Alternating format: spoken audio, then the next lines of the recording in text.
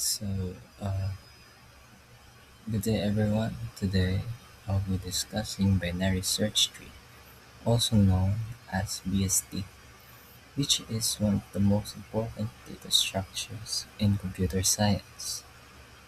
This presentation will help you understand what a BST is, how it works, why it is used, and where it is applied in real-life systems. By the end of this discussion, you should have a clear idea of how BST organizes data efficiently. So, introduction. A binary search tree, or BST, is a fundamental data structure in computer science used for organizing and managing data efficiently. It is also used to organize and manage data efficiently. Unlike linear data structures such as arrays or linked lists, BST allows faster operation because the data is stored in a hierar- huh? hierarchical structure. So it's a special type of binary tree that maintains a specific ordering rule, making searching, insertion, and deletion of operation faster compared to linear data structures such as arrays and linked lists. Binary search trees are widely used in applications that is required to get data access. So in a BST searching in a BST, searching, inserting, and deleting data become faster because the tree follows a specific order. This is why BSTs are commonly used in applications that require sorted data and quick access such as database and search system. Tree data structure overview. So before understanding a binary search tree, we must first understand what a tree data structure is. A tree is a nonlinear data structure that represents data in a hierarchical form. It consists of nodes connected by edges. The topmost node is called the root, while nodes without children are called leaf nodes. Each node in a tree can be connected to one or more child nodes, forming parent-child relationship. Trees are commonly used to represent hierarchical data structure as file systems, organization charts, and database indexes. So a tree is a nonlinear data structure that represents data in a form. So trees are very useful representing sa mga to siya na ang tree kay gamit jud kaayo siya sa mata sa file system, organization chart, and database indexing. So binary tree. Binary tree is a type of tree data structure where each node can have at most two children. These children are called left child and the right child. Binary trees are important because they serve as the foundation for more advanced tree structures, including binary search trees. However, deleted binary trees are binary search trees. So a binary search tree, or BST, follows a special rule which we will discuss next. So, so what is binary search tree? So a binary search tree is a binary tree that follows specific ordering property known as the BST property for every node in a tree. So it is a special type of binary tree that follows a specific ordering rule called BST property. So for every node in the tree, all values in the left subtree are less than the value of the node. All values in the right subtree are greater than the value of the node. So this ordering rule allows the BST to efficiently perform search operations by eliminating half of the remaining node each step.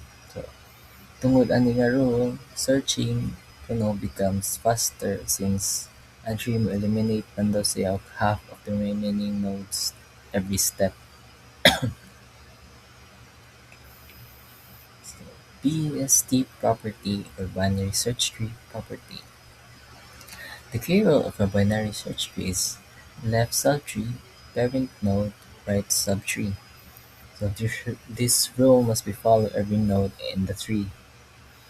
The rule is violated even once, the structure can no longer be considered a binary search tree. So, ang property is mao ang naghimo sa PST nga efficient and powerful sa pag-search ug sorting of operation.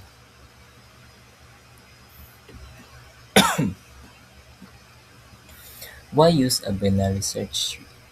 So, binary search tree are used because they provide an efficient way to store and retrieve data. So, kung daw ni ang binary search tree kanang provide sila efficient way na mo store o retrieve og data. And dili sa andan diri nga unlike arrays which may require shifting elements during insertion or deletion.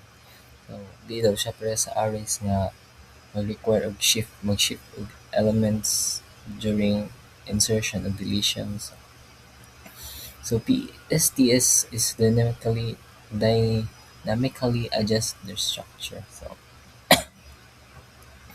PSTS are especially useful kung ang data kinahanglan mag-remain og sorted o naasay mga frequent insertion and deletions na required. Fast searching is required yapon. So mao ni ang nagpahimo sa PSTS ideal for real-world application sama sa database o katong uban pa. So basic operations in a binary search tree. The main operation performed on a binary search tree include so mao ni ang upat ka main operation mo perform sa binary search tree. So the first one is insertion. Adding new value to the tree while maintaining the PST property. So mag-add siya og bag-o nga value while imo gina-maintain ang PST property. And the second one is searching. So finding whether a value exists in the tree. So mao ni siya ang check whether a value kay nag-exist siya sa tree. So, ikatulo is deletion which remove value sa ato ang tree. Then lastly is traversal, which means visiting all nodes in a specific order. So structures of a BST node. So each node in a binary search tree contains three parts. So, a data value, a pointer to the left child, and a pointer to the right child. So, ang first nga kuan is a data value which stores the actual number or element. And ikaduha is a pointer to the left child and the third is pointer to the right child. So, ang kaning pointers mao ning mag-allow nga ang tree mag-connect sa node and motubo siya dynamically in a hierarchical manner. Then, so sample ano siya ang sample code sa BST. So this code defines the structure of a BST node. The value data field stores the value while the left and right pointer stores the address the node. So the left pointers naman siyang points to the left child mo ni siya si struct node left asa ka struct node left mo mo points sa right. So if a node has kung wala siya child dili ang pointers ani mo set to null. So mala ang code nga struct node ka mag-input of data na naka-struct node left or right. So creating a new node. So this function creates a new node in a memory, assigns the given value, and initializes both child pointers to none. It's commonly used when inserting new values into the BST. So kani nga ko is mag-struct node, create count node, yeah, and value. So ano siya, struct node, new mode, malloc, ang size, struct, yeah. Ang kanang data nimo, kanang new node data, wala mo, for example, value nga 30. Ang left ug right kay naka-null man siya. So, mo na ang mugawas 30, yeah, left ug right na.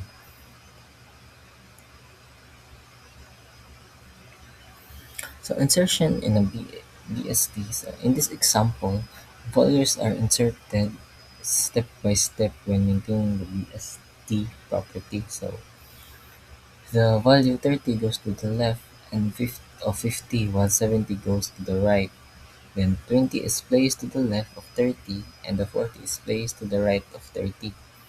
And after every insertion, the BST property is preserved, ensuring it remains order. So, kuan ani kay naka if value root data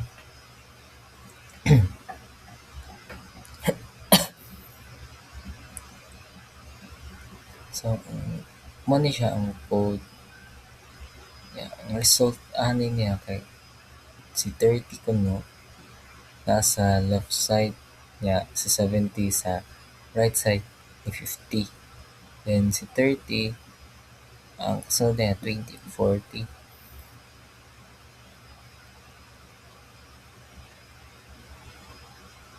insert.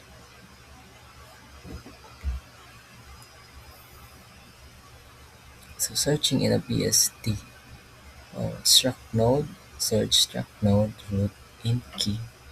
If root is equal now, the root or data key return root. If key root data, return search root left key. So, kung ano ni siya, like, maling searching. So, ang last nga, ang example natin is kompleto pa. Like, 50, 30, 70, 20, 40. Kani kay ila man, like, ila i-search pa. So, if key root data return search root left, mo ang naam there sa code is root left niyang isa ka root right. So, managikuha nga si 50, 30, or 40. So, the slide demonstrate of how searching works in a binary search tree. So, pag pangita sa value sa 40, the search path is 50, 30, 40. At each step, the tree eliminates half of the remaining node, which makes searching very fast compared to the linear structure. Mm, Tree traversal. So, tree traversal means visiting every node in the tree exactly once. There are three common types of traversal. So, ang in order, left, root, right. Then ang pre-order root, left, right. Then post order is left, right, root.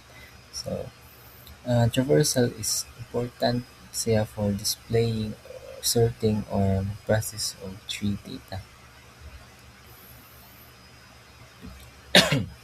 Like ani, in order traversal code. So, in order traversal is very special in binary search because binary search tree because it prints value ascending order. It first visit the left subtree, so si root and finally right subtree. So mo ni siya si 20, 30, 40. Then this traversal is going to use when we want sorted output from BST. So uh,